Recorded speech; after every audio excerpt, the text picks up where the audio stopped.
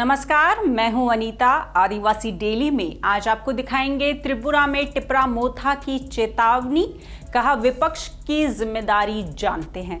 झारखंड की पहाड़िया जनजाति को मिलेगी मूलभूत सुविधाएं। मध्य प्रदेश में पेशा समन्वयकों की भर्ती पर उठे सवाल। गोवा में साल 2027 से पहले एसटी आरक्षण। साथ ही बताएंगे मलकानगिरी के गांधी लक्ष्मण नायक के बारे में।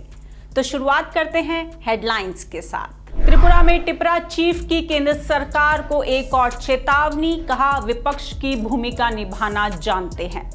मध्य प्रदेश में पेशा समन्वयकों की भर्ती पर उठे सवाल, सरकार का दावा सब कुछ नियमों के अनुसार। गोवा में 2027 विधानसभा चुनावों से पहले अनुसूचित जनजातियों को मिल सकता है राजनीतिक आरक्षण, मुख्यमंत्री ने विधानसभा को दिया आश्वासन। झारखंड हाई कोर्ट ने दिया हेमंत सोरेन सरकार को निर्देश, 6 महीनों में साहिबगंज की पहाड़िया जनजाति को दे मूलभूत सुविधाएं। एमबीबी पोल में चुनावी साल में आदिवासियों को लुभाने की कोशिश में शिवराज सरकार, योजना पर उठे सवाल। और अब खबरें विस्तार से। आज के बुलेटिन की शुरुआत करते हैं बड़ी खबर से, और खबर है उत्तर पूर्व के राज्य त्रिपुरा से। त्रिपुरा में ग्रेटर टिपरालैंड के मुद्दे पर असमंजस की स्थिति बनी हुई है। टिपरा मोथा प्रमुख प्रद्योत माणिक्य आज गुवाहाटी से अगरतला पहुंचे और उन्होंने आज एक बार फिर केंद्र को चेतावनी दी है। उन्होंने कहा कि वो केंद्र के फैसले का इंतजार कर रहे हैं।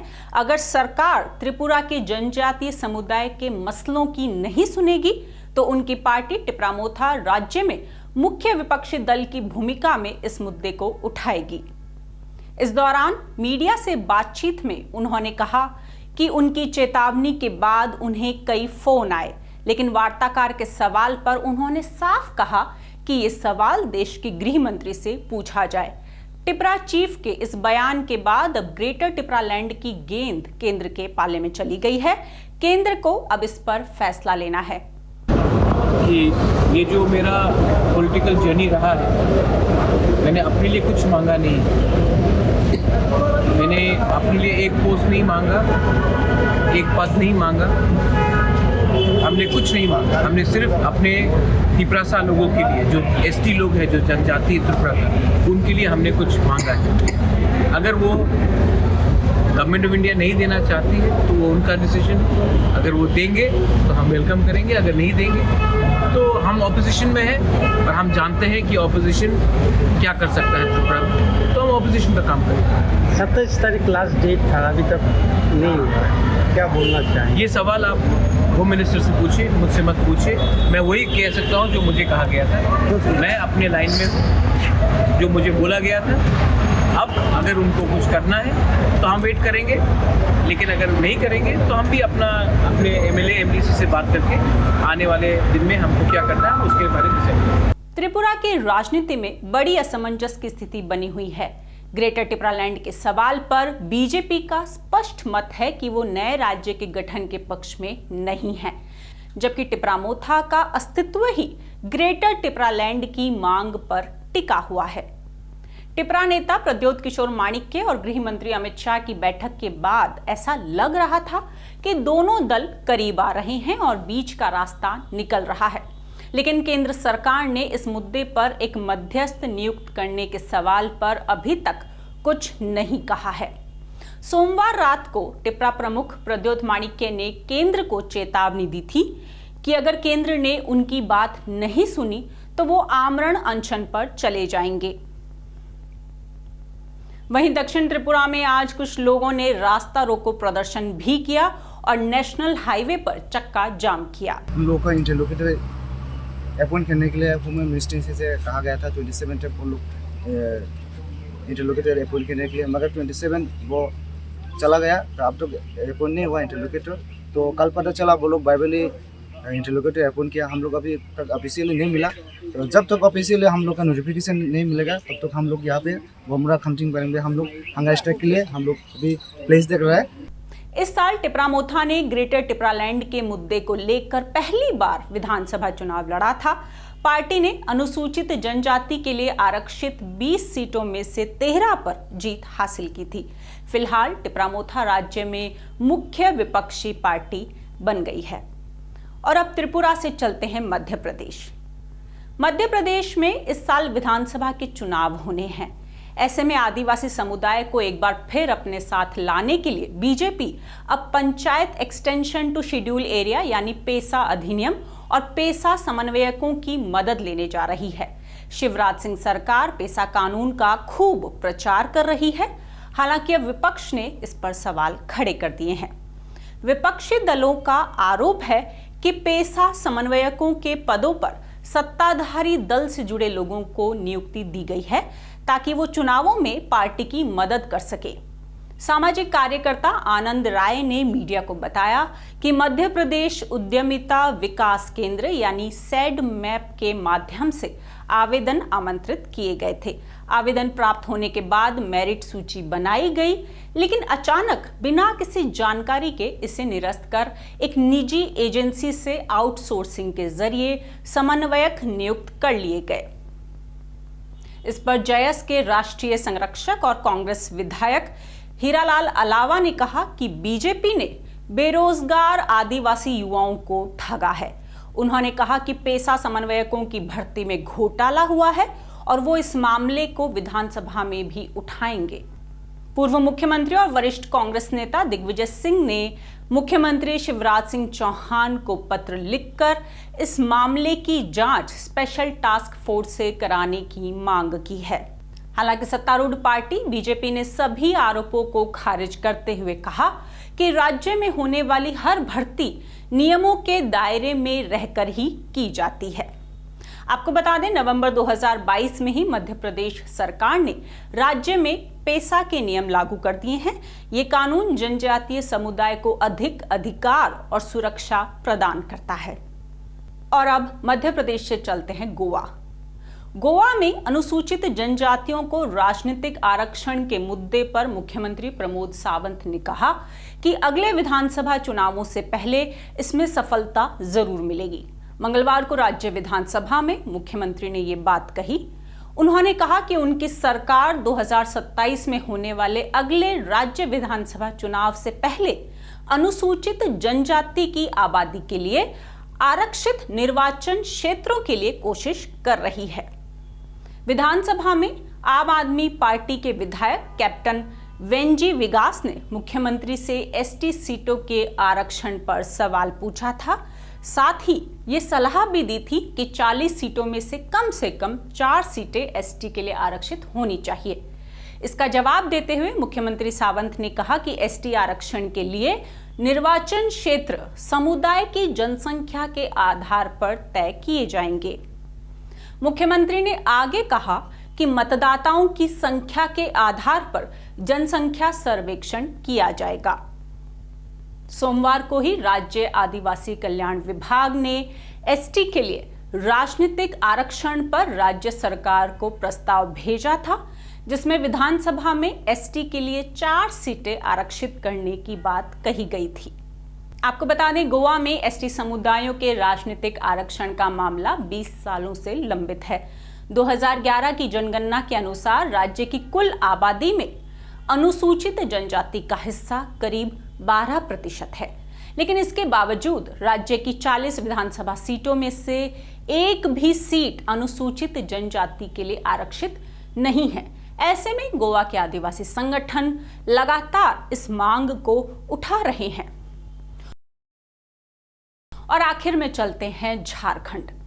झारखंड हाई कोर्ट ने पहाड़िया जनजाति के लिए बड़ा फैसला सुनाया है।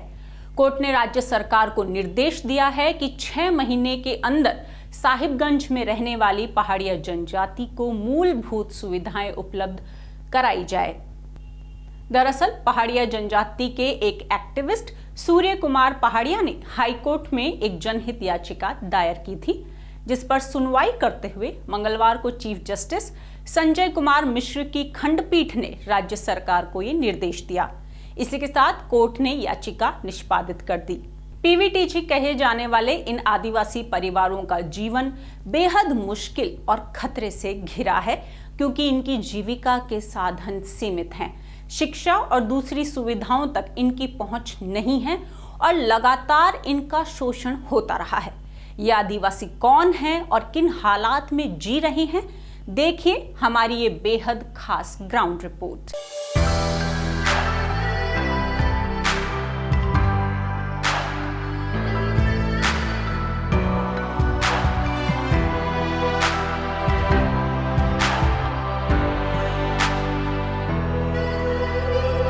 खुद के ही घर को उखाड़ के और उनके टाली ईंटें इनको धीरे धीरे करके वापस अपने ऊपर गांव वाले घर में लेके आ गए।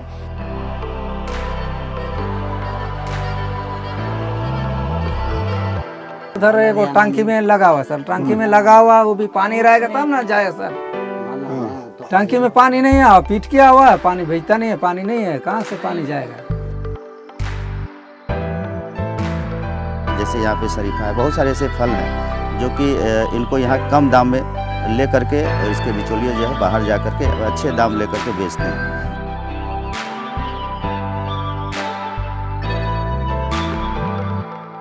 तो वो खुद में ऐसा फील करते हैं कि नहीं, मुझे गेट के बाहर ही बैठना है, मैं चेयर पे नहीं बैठ सकता, या उन्हें ऐसा हमेशा लगता है कि कोई तो बोलेगा कि तुम अंदर कैसे आ गए। झारखंड के साहिबगंज जिला मुख्यालय से करीब 50 किलोमीटर दूर तालझारी ब्लॉक का यह एक छोटा सा गांव बथानी पहाड़ है। यहां हम पहाड़िया आदिवासी समुदाय के हालचाल जानने आए हैं। पहाड़िया समुदाय के 3 समूहों में से एक सौरिया पहाड़िया इस गांव में रहते हैं। दरअसल पहाड़िया जनजाति को 3 समूहों में पहचाना जाता है: माल पहाड़िया, कुमार भाग पहाड़िया और सौरिया पहाड़िया। पहाड़िया जनजाति को आदिम जनजाति यानी पीवीटीजी की श्रेणी में रखा गया है। इस समुदाय के नाम से ही अंदाजा लगाया जा सकता है कि ये लोग पहाड़ों के जंगल में बसते हैं। जी हाँ, यह जो तौलिया बांधे व्यक्ति आप देख रहे हैं, यही गांव के मांझी हैं। संक्षेप में बताएं तो गुणित और मांझी 2 व्यक्ति हैं जो गांव की सामाजिक और प्रशासनिक व्यवस्था को चलाते हैं। इसमें मांझी जमीन और राजस्व जैसे मामले देखता है तो गुणित सामाजिक मामलों को संभालता है। जब हम उन्हें बताते हैं कि हम उनके हालचाल जानने यहाँ पहुंचे हैं तो वो शिकायत करते हैं कि गांव में पीने के पानी तक का इंतजाम नहीं है। तो चापाकल सर हम लोग का इतना बड़ा गांव में है सर, तो चापाकल जब एक है उसमें पानी खत्म होने के बाद में फिर हम लोग को दौड़ना पड़ता है संथाली गाँव सर। कितनी दूर गांव यहाँ से? यहाँ ये थोड़ा सामने आए सर, इधर जाने पड़ता है, कभी इधर जाते हैं, इधर जाते हैं, 4-5 किलो। झरना भी है यहाँ नीचे सर। झरना है जी, झरने का पानी पीना पड़ता है। फिर तो बहुत टाइम लगता होगा पानी? टाइम लगता है सर। तो चापाकल में पानी खत्म भी हो जाता है? खत्म होता है सर। तो आपने बोला नहीं प्रशासन को कि अब तो आपके यहाँ बिजली लगी हुई है कि एक हर घर नल योजना चल रही है, अब तो हर घर में पानी पहुंचाया जाएगा, तो आपके यहाँ नहीं लगा? वो आप सर देखिएगा, इधर तो इधर से जाने के समय में उधर एक टंकी में लगा हुआ सर, टंकी में लगा हुआ, वो भी पानी रहेगा तब ना जाए सर। टंकी में पानी नहीं है, पीट किया हुआ है, पानी भेजता नहीं है, पानी नहीं है, कहाँ से पानी जाएगा। पहाड़िया जनजाति के गांवों में विकास और सुविधाओं से जुड़े लगभग सारे मसले मौजूद हैं। इन मसलों के अलावा इस समुदाय के बारे में 2 बड़े मसले हैं जिन पर चिंता और बहस दोनों ही होनी चाहिए। ये दोनों मसले अपने आप में महत्वपूर्ण भी हैं और एक दूसरे से जुड़े हुए भी हैं। इसमें पहला मसला है कि ये आदिवासी किसी भी कीमत पर पहाड़ छोड़कर नीचे आने को तैयार नहीं है, और दूसरा मसला है कि इनकी आबादी में लगातार गिरावट देखी जा रही है। बिरसा मुंडा आवास योजना के तहत 20 लोगों को करीब घर दिया गया था, जो पहाड़ से उतार के नीचे की तरफ बनाए गए थे घर, ताकि वो लोग नीचे आएँ, नीचे के तौर तरीकों को सीखें, लोग बच्चे एक्टिव हों आगे के जनरेशन के लिए। लेकिन वो घर ऐसे ही पड़े रहे, उनकी टाली को, उनकी छत को उखाड़ के गांव के लोग खुद के ही घर को उखाड़ के और उनके टाली ईंटें इनको धीरे धीरे करके वापस अपने ऊपर गांव वाले घर में लेके आ गए। तो ये पहाड़ को छोड़ना नहीं चाहते, वहाँ के जो भी है, जैसे उनका एक लगाव है। देखिए, मिलने में तो झिझकते हैं, ये तो सही है, क्योंकि मैं खुद पहाड़िया कम्युनिटी से हूँ, तो मैंने भी ये चीज़ को खुद फेस किया है। जब मेरा वेशभूषा थोड़ा गाँवटी था, जो मैंने खुद भी देखा। जब हम अधिकारी से मिलते थे तो पहाड़िया हमारा सरनेम सुनते के साथ ना वो थोड़ा अलर्ट से हो जाता है, अच्छा अच्छा ठीक है उन्हें बैठा दो, देखेंगे। और खुद जब गांव के लोग जाते हैं, जब हम भी लेके जाते हैं अधिकारी के पास उन्हें मिलवाने के लिए, तो वो खुद में ऐसा फील करते हैं कि नहीं मुझे गेट के बाहर ही बैठना है, मैं चेयर पे नहीं बैठ सकता। या उन्हें ऐसा हमेशा लगता है कि कोई तो बोलेगा कि तुम अंदर कैसे आ गए, तो वो आके एकदम साइड में बैठ जाते हैं और अपने आप को मतलब दबा कुचला महसूस करते हैं। क्योंकि मुझे जहाँ तक लगता है कि कराया भी जाता है हमें कि आप हैं दबे कुचले। तो एक तो वो बात है, इसलिए वो बाज़ार की तरफ ज़्यादा जाना नहीं चाहते। अभी जो है कि अभी हमारा बहुत कुछ पहले की तौर पे बदल चुका है। जैसे कि अभी राशन की बात कर ले तो आदिम जनजाति के लिए जो राशन है 35 किलो प्रत्येक परिवार, तो वो अभी हमारे घर तक आ रहा है डाकिया योजना के तहत। काफ़ी गांव में नहीं आ रहा है, तो वो हमें मिल जाता है, तो वो हमारे लिए फ्री में है। फिर बहुत सारे फल फूल हैं जो हमें जंगल से मिल जाते हैं। अगर हम नीचे बस जाते हैं तो हमारे पास एक तो कोई काम नहीं है, जो हम यहाँ के फल फूल जंगल और बांस को लेके नीचे बेचते हैं साप्ताहिक मार्केट में, और उसके बाद हम जो अपने नमक तेल मिर्च खरीद के लेके आ जाते हैं। अब अगर हम वहाँ नीचे जाते हैं तो हम क्या बेचेंगे वहाँ पे, वो हम नहीं कर सकते। हमें कोई काम नहीं, साहेबगंज में तो कोई काम नहीं है वैसे। और हमारे पास फिर अगर कुछ काम करे भी, जैसे छोटी छोटी दुकानों में, जो साहेबगंज में बहुत सारे छोटे छोटे मॉल हैं, थोड़े कपड़े की दुकान है, इसमें अगर काम करते हैं 2 से 3 हज़ार रुपये देते हैं, तो हमारे पास योग्यता नहीं है उसके लिए भी। कम से कम मैट्रिक पास मांगता है। पहाड़ी आदिवासियों के इतिहास को सरसरी तौर पर जानने वाले भी यह समझ सकते हैं कि इस समुदाय ने अपने पहाड़ों और जंगल को बचाने के लिए किस कदर लड़ाई लड़ी है और कुर्बानियां दी हैं। अंग्रेजों ने इस समुदाय पर ऐसी बर्बरता की थी जिसको शब्दों में बयान नहीं किया जा सकता है। इसलिए अपनी जमीन और जीवन शैली के प्रति इन आदिवासियों के लगाव को समझना मुश्किल नहीं होना चाहिए। इसके साथ ही यह भी समझना जरूरी है कि उनके पुनर्वास से पहले उनका भरोसा जीतना होगा। साहेबगंज के कॉलेज में पढ़ाने वाले प्रोफेसर रंजीत कुमार सिंह मानते हैं कि पहाड़ियाओं का पुनर्वास आसान नहीं है, क्योंकि उन्हें पहाड़ छोड़ने के लिए मना लेना असंभव सा लगता है, लेकिन उनके परिवेश में ही उनके लिए रोजगार और दूसरे अवसर पैदा किए जा सकते हैं। हमको लगता है कि जो यहाँ पे संसाधन है, प्राकृतिक संसाधन है, उसका अगर उपयोग सही से किया जाए और इसको अच्छे मार्केट किया जाए, जैसे यहाँ पे शरीफा है, बहुत सारे ऐसे फल हैं जो कि इनको यहाँ कम दाम में ले करके इसके बिचौलिए जो है बाहर जा करके अच्छे दाम ले करके बेचते हैं। यहाँ पे हमारे बांस हैं, बांस से झाड़नेट का बहुत अच्छा यहाँ पे उद्योग लग सकता है। यहाँ पे इन लोगों के पास ऐसे हुनर हैं जो पारंपरिक, जो ट्रेडिशनल हम आर्ट कह सकते हैं, तो ऐसे है, तो लाइवलीहुड का बड़ा एक यहाँ पे इनको हम दे सकते हैं। और सबसे बड़ा चीज़ है कि ये जंगल पहाड़ को छोड़ के नीचे नहीं जा सकते, नहीं, इनका अपना एक जो नेचुरल हैबिटेट कहते हैं कि हम प्राकृतिक जो इनको दिया गया है उसी संसाधन में वो जीना चाहते हैं। तो इस स्थिति में हमको लगता है कि सरकार या शासन इनके दुख दर्द को समझते हुए यहाँ पे कम से कम जो शिक्षा की जो व्यवस्था होनी चाहिए, क्योंकि मैंने जब एक बात आ रही थी तो ड्रॉप आउट बहुत ज़्यादा है। वह इंटर की बात हो, बहुत सारे बच्चे इंटर करके छोड़ दे रहे हैं। लड़कियां खास करके 7-8 तक ही पढ़ पा रही है। तो ये आगे जो उच्च शिक्षा की बात करते हैं तो उस शिक्षा में इनका पार्टिसिपेशन बहुत कम है। पहाड़ी आदिवासियों को मैदानी इलाकों में बसाने और मुख्य धारा में शामिल करने की मंशा कितनी भी अच्छी हो सकती है, लेकिन यह मंशा उन पर थोपी नहीं जा सकती। इस तरह के किसी भी फैसले से पहले उनके इतिहास, जीवन शैली और ज़रूरत को समझना होगा।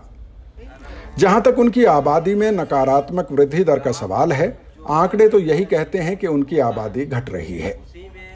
2001 की जनगणना में सौरिया पहाड़िया आबादी 61,121 बताई गई थी और 2011 की जनगणना में यह आबादी 46,222 दर्ज की गई। यानी 10 सालों के भीतर ही इस आदिम जनजाति की आबादी में करीब करीब 25% की गिरावट दर्ज हुई। इस गिरावट के कई कारण बताए जाते हैं, मसलन प्रजनन दर का कम होना, ऊंची शिशु मृत्यु दर होना और टीबी जैसी बीमारियां।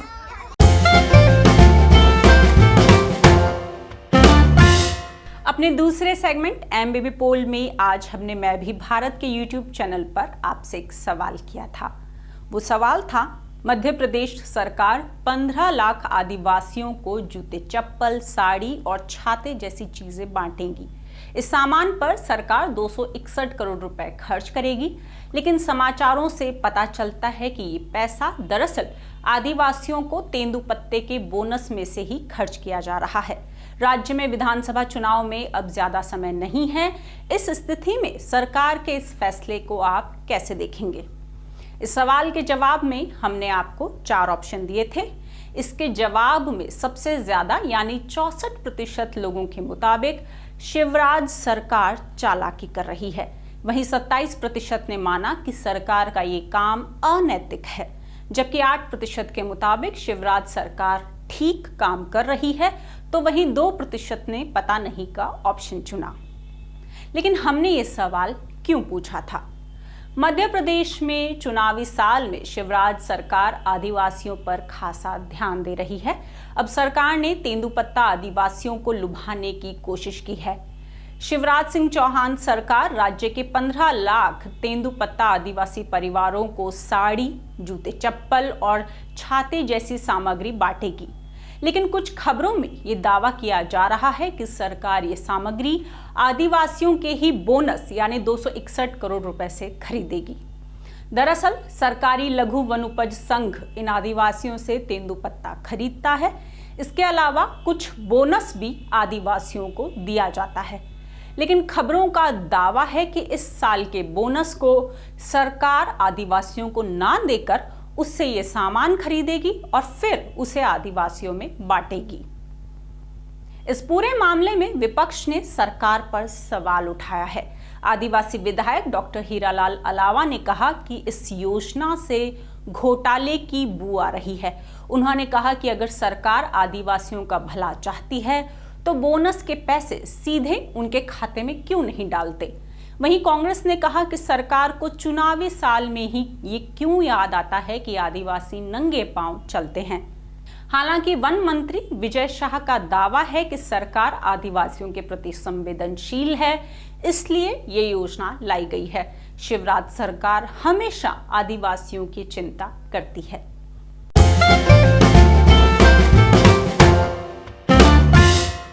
अपने तीसरे और आखिरी सेगमेंट अस्मिता और अधिकार में आज आपको बताएंगे मलकानगिरी के गांधी लक्ष्मण नायक के बारे में। लक्ष्मण नायक एक आदिवासी लीडर और स्वतंत्रता सेनानी थे।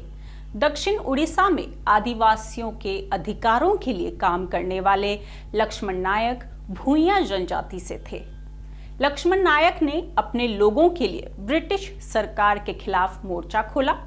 उन्होंने अंग्रेजों के खिलाफ अपना एक क्रांतिकारी गुट तैयार किया।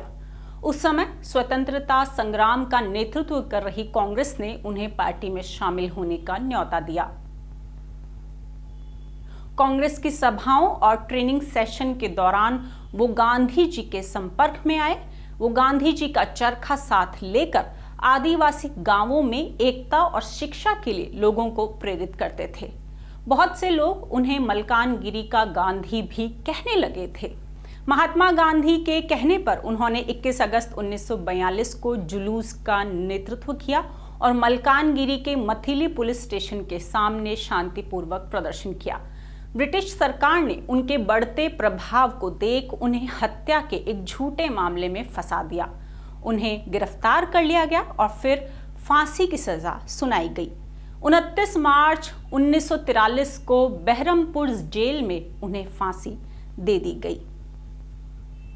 ये था आज का हमारा आदिवासी डेली बुलेटिन।